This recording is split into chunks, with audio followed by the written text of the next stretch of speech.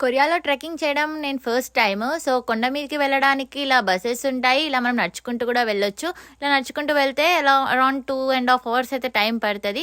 So, వెళ్తూ ఉంటే నాకైతే 80% కొరియన్ ఓల్డ్ మెన్, ఓల్డ్ ఉమెన్‌నే కనిపిస్తున్నారు. వీళ్ళ ఏజ్ వచ్చేసి అరౌండ్ 60 ఇయర్స్ ప్లస్సే ఉంటారు. సో, నాకు మోస్ట్‌లీ వాళ్ళే కనిపిస్తున్నారు. ఇలా వెళ్తూ ఉంటే మధ్యలో ఇలా చెట్ల కింద ఇలా టేబుల్స్ కూడా ఉంటాయి. సో, చాలామంది ఇక్కడ కూర్చొని రెస్ట్ తీసుకుంటూ, ఫ్రెండ్స్‌తో ముచ్చట్లు పెట్టుకుంటా, ఫుడ్ తినుకుంటూ, డ్రింక్స్ తాగుతూ, ఎంజాయ్ చేస్తూ ఈ ట్రెక్కింగ్ అయితే చేస్తారు మోస్ట్లీ కొరియాలో, ముసలివాళ్ళు. అండ్ ఇలా వెళ్తూ ఉంటే నాకు ఇలాంటి మంచి బ్యూటిఫుల్ పింక్ కలర్ ఫ్లవర్స్ అయితే కనిపిస్తాయి. యాక్చువల్గా కొండపైకి వెళ్తే ఇలా మొత్తం పింక్ కలర్ ఫ్లవర్స్ ఉంటాయంట. చూడాలి పైకి వెళ్ళాక ఎంతవరకు పింక్ కలర్ ఫ్లవర్స్ ఉంటాయో తెలీదు. ముందే సీజన్ అయిపోతుంది. మేమైతే లాస్ట్ డే వచ్చాము సీజన్కి. ఇంకా వెళ్ళే దారిలో ప్రతి ఎవ్రీ 250 మీటర్స్కి ఇలా మనకి వాష్రూమ్స్ కూడా ఉంటాయి.